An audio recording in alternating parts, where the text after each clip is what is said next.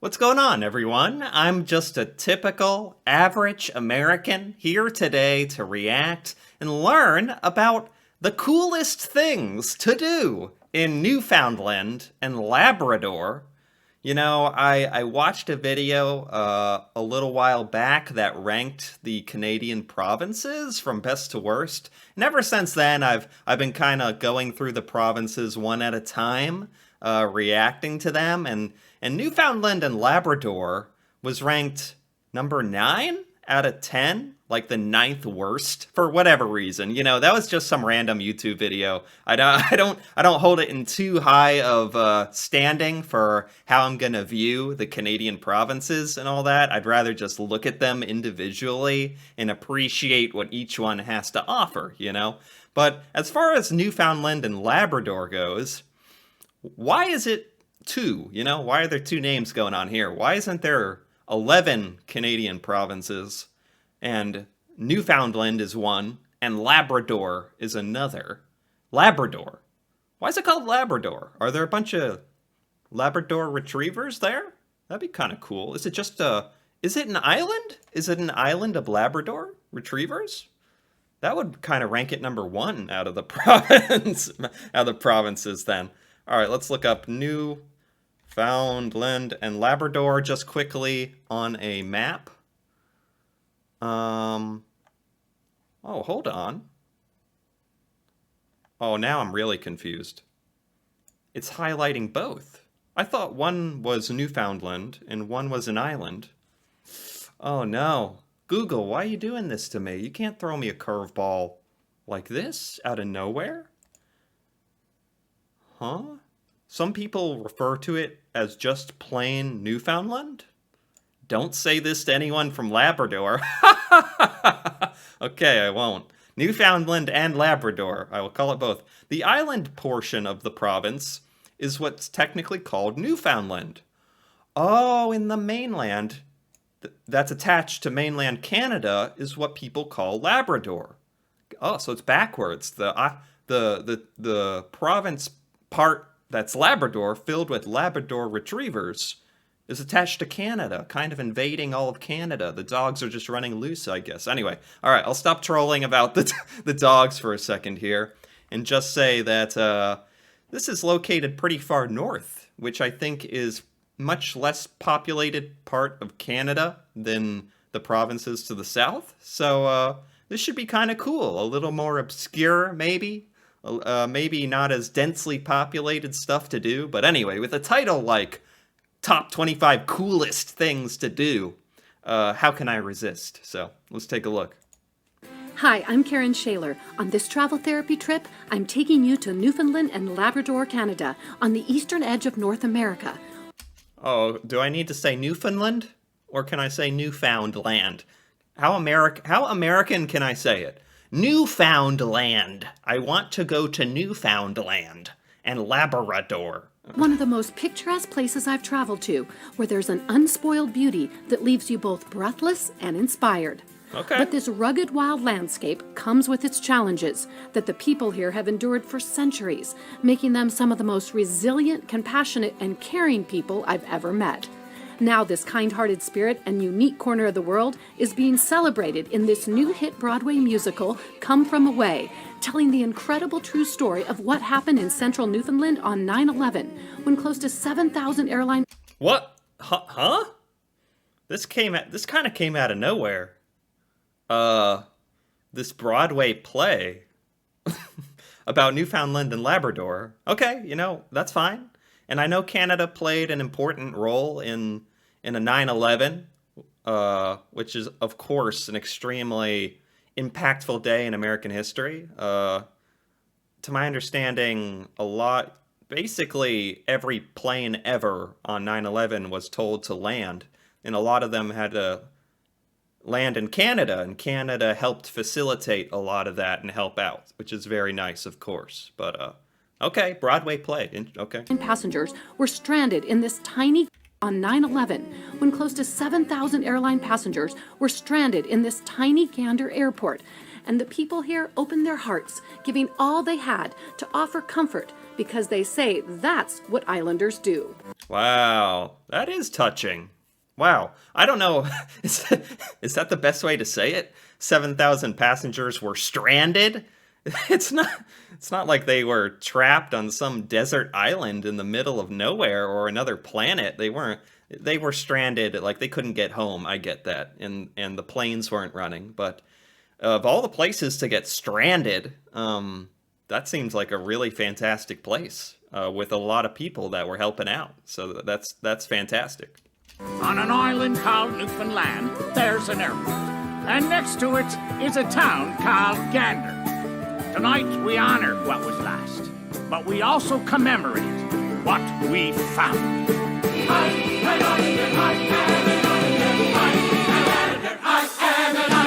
Now in I am an islander.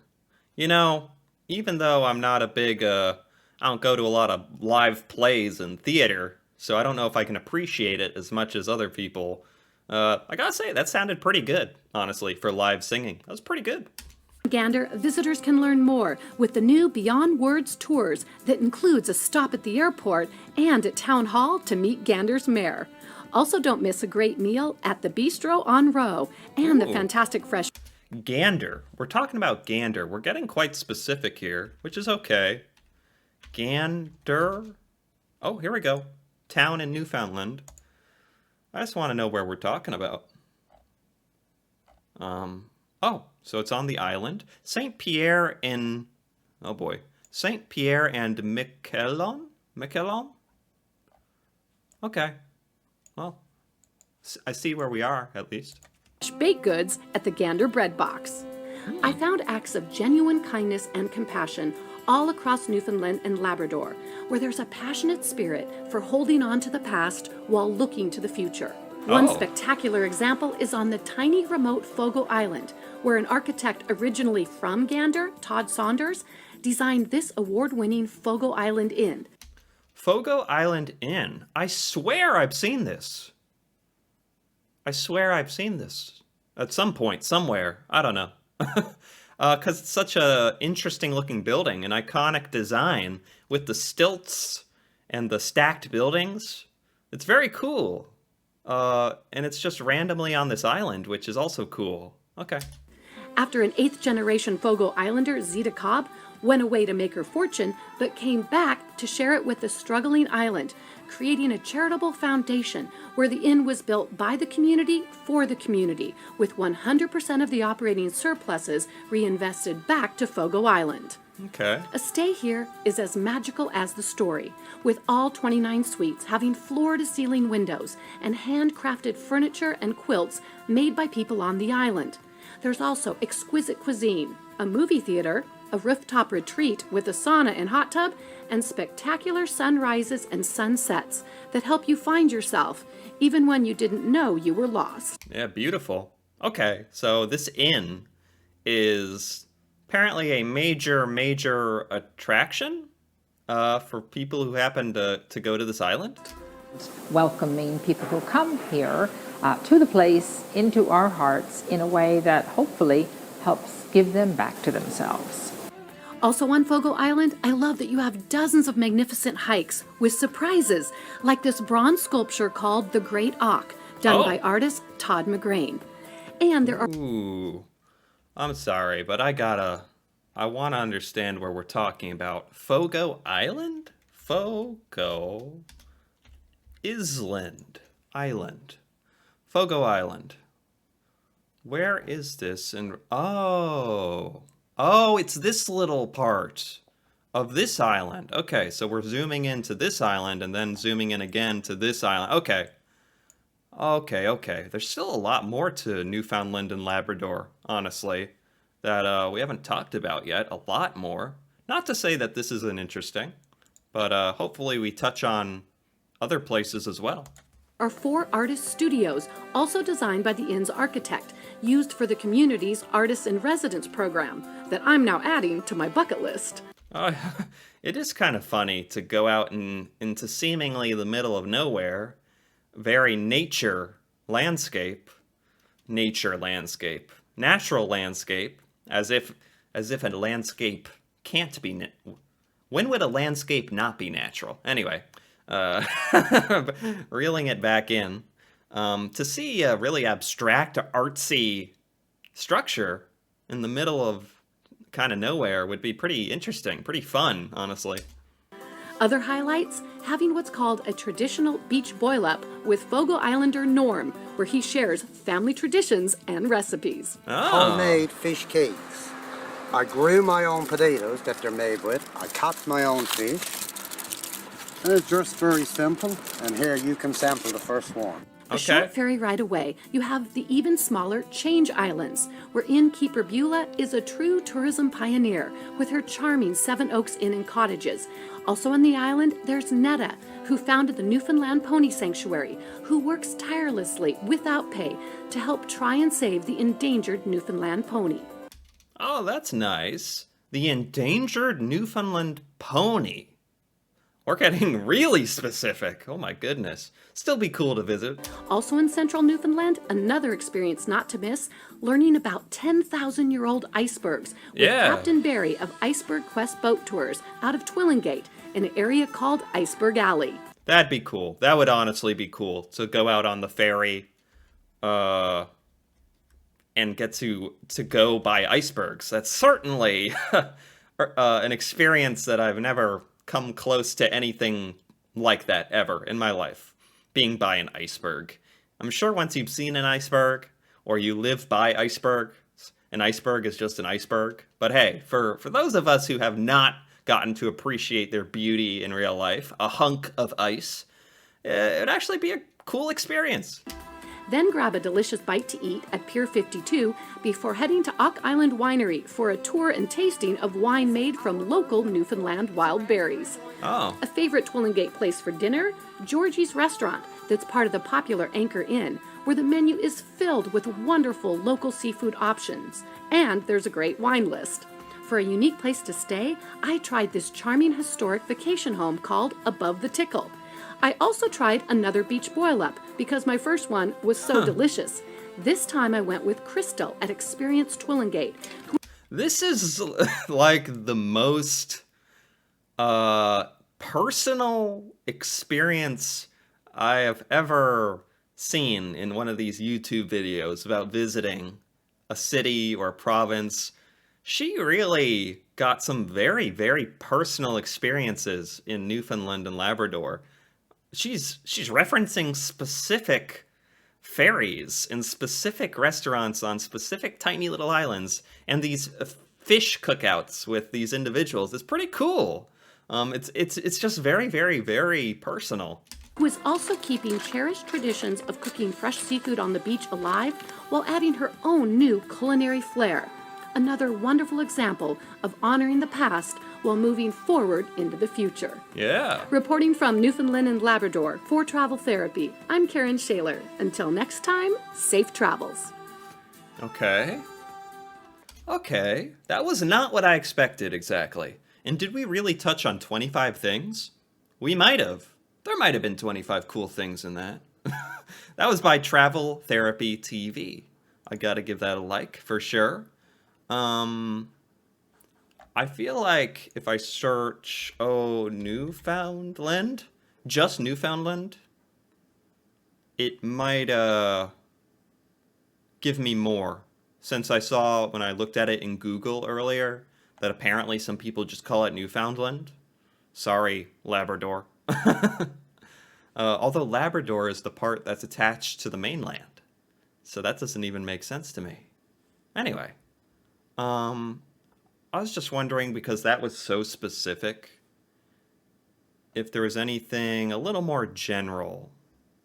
Yeah, there are a lot more things that pop up when you search Newfoundland. 10 days in Newfoundland. This is 43 minutes. My goodness. Best things to do in Newfoundland? Ooh, that could be good. That's one of the reasons why I wanted to do Canada's Road to 150. I want to experience what Canada has to offer and showcase it to the world. Gotta turn down the music a little. This country. Huh. Do we actually touch on some specific best things to do?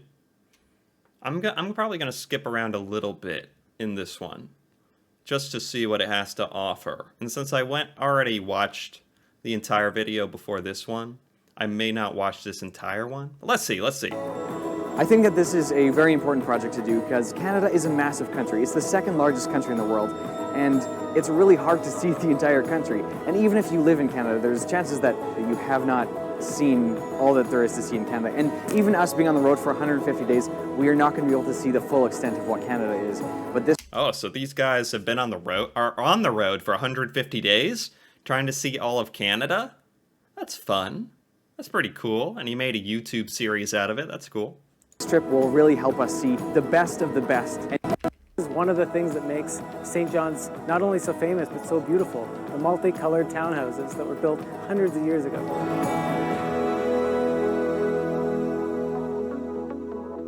Newfoundland.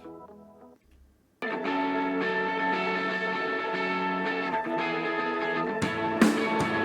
it's happening. This is day one of Canada's Road to 150. Wait, this is day one? We somehow stumbled on day one? Their day one was in Newfoundland? What are the odds of that? Okay. This is more of a vlog, rather than like a curated list of cool stuff, which is what I'm used to. I might skip around and see what they looked at. Ladies and gentlemen, welcome to Newfoundland.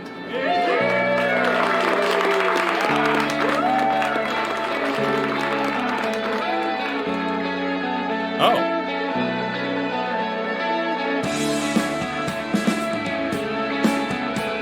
So this is just showing me a lot of fishing, little fishing towns, fishing villages, very friendly people, to be expected. Cool bars, cool people, a lighthouse. Newfoundland is an amazing province. It's the perfect place for an adventure. There's so many things to do here, so much nature, a lot of wildlife, but most of all, the people are just so friendly and welcoming. That's nice.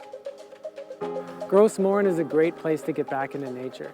I felt so calm and relaxed there with all the fresh air and the wildlife and the wind going through the trees. I'm picking up a lot on that as far as Newfoundland and Labrador goes. I think I was correct in thinking that it's not very populated. The towns are pretty sparse, but the people, that creates such tight-knit, friendly communities is what that creates.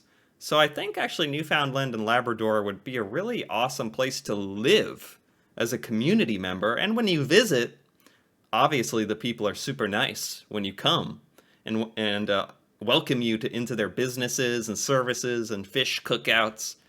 And this place is very much a lot of nature to take advantage of as well. And every now and then I'd look at the ocean and it looked like it blended right into the sky. Wow. One of the things I noticed about Gros Morne is you need a lot of time to drive around the park because everywhere you look is just an incredible, beautiful postcard image. Oh, is this a national park? Gros Morne? I'm not exactly sure what he called it, but yes, obviously beautiful. Gros Morne National Park is filled with such incredible landscapes. You'll have landlocked fjords, coastline, tons of forests, lots of wildlife, and the famous tablelands, which are home to the only place in North America where you can walk on the Earth's mantle. Oh, what? That's cool. The thing about why I love this place, when I come out here in the mornings and I look at this, I see mantle rock. When I look over here, I see beach that are millions and millions and millions of years old. Mantle. You can walk on the Earth's mantle, which is under the crust. That's kind of cool. It's also got beautiful green, beautiful mountains. It's got a bit of everything, doesn't it? We headed to Twillingate, Newfoundland, where it was so incredibly windy, but we couldn't miss it because it's the iceberg capital of the world. Unfortunately, when we were there, the harbor was filled with pack ice, so the big boats weren't able to get out. Oh, wow. The iceberg capital of the world. Well, it would make sense that when they showed up to the iceberg capital of the world, it was so filled with ice the boats can barely get around. That's kind of cool, though. It's annoying that they couldn't, like, boat around to places, but it's cool. Like, this is cool to look at. Probably annoying for the people trying to actually do their jobs, but cool to look at.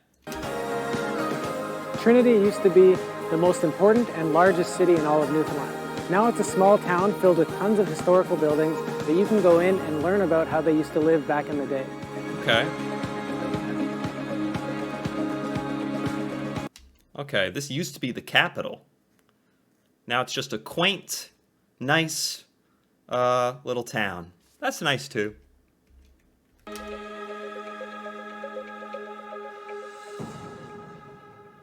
That's cool. Like their music and even their food.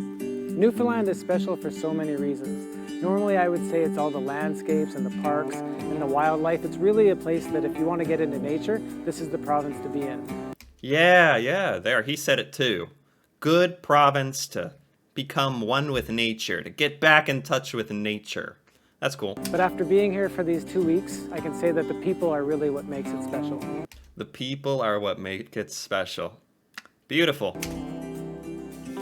Even though we experienced so many things during our 12 days in Newfoundland, it just wasn't enough time to see it all. And I just can't wait to come back and explore further.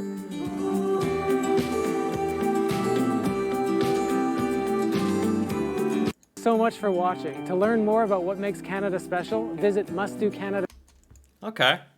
I liked that. I was jumping around a little bit, but if you could bear with me, I hope you enjoyed that too. This was by Must Do Canada.